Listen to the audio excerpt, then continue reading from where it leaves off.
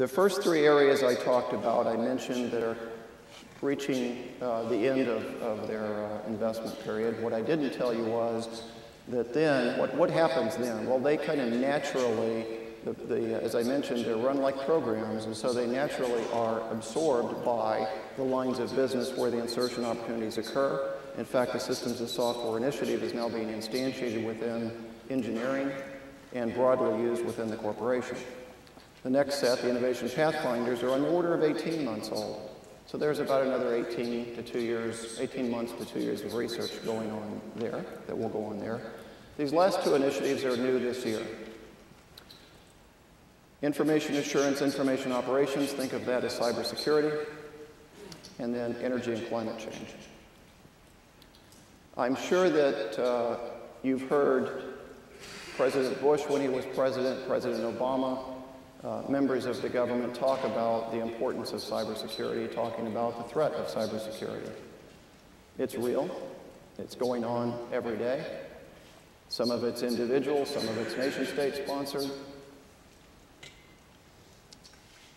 We are convinced that cybersecurity will be a component of certainly almost all, if not all, of our customers' programs. It'll also be a component of our daily lives. And if you think about where information technology will go,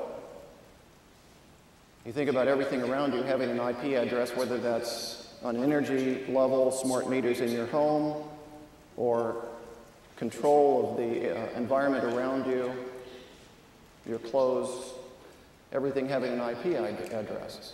Ubiquitous communication, you know, we're going to move from plugging in things to an internet to wireless to it just being everywhere around us. So security is going to be an important aspect as we continue to progress in this domain.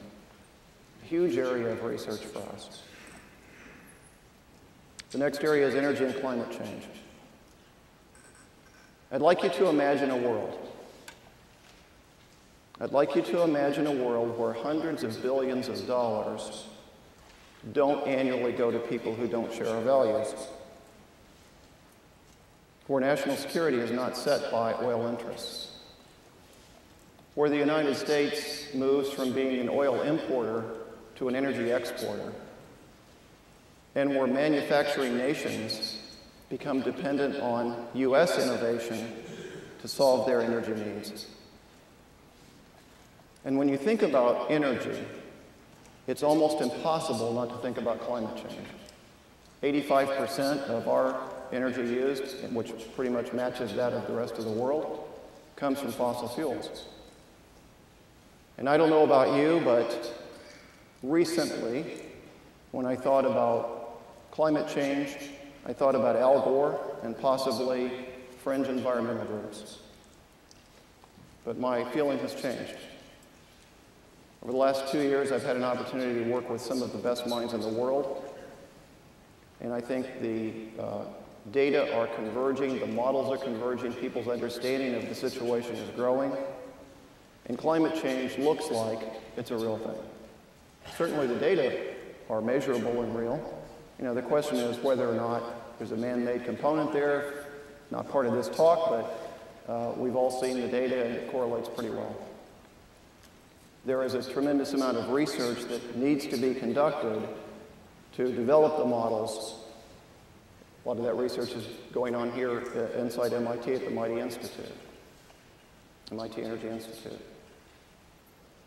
Energy and climate change are national security issues. As I mentioned on the energy side, the power and influence of oil-producing nations has risen dramatically. And although you might argue that the price of oil, price of gasoline, the price of oil fluctuates, maybe low at times, maybe high at times, the trend is up and to the right.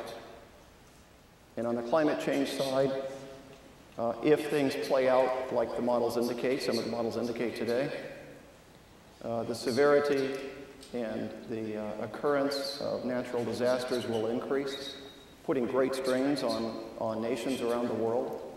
In fact, some of the nations that can afford it the least are going to be impacted the most. Where do we need to be? We're going to have a meeting in December to talk about that.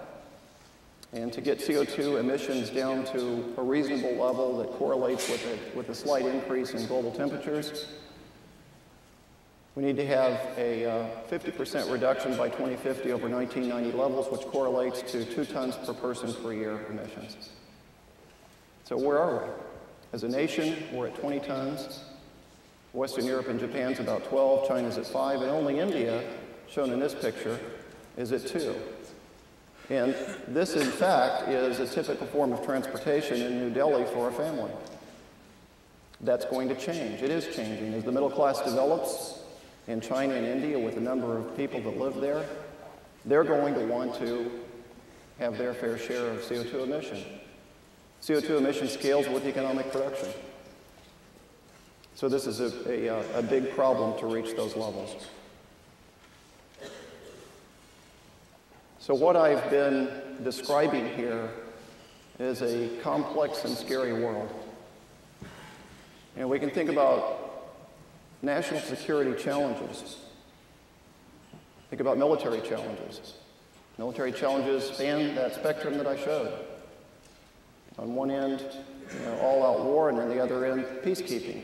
And we have to protect against that. We still have to deter against major conflict, while at the same time meeting the needs of global terrorism.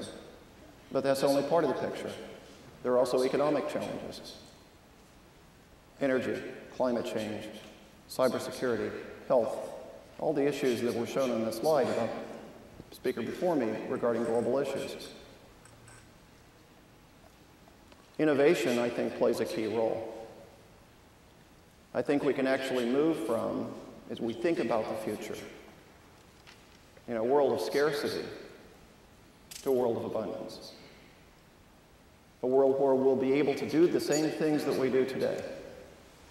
Fly in airplanes, use automobiles, go from place to place, live in a comfortable environment. We'll be able to do all those things.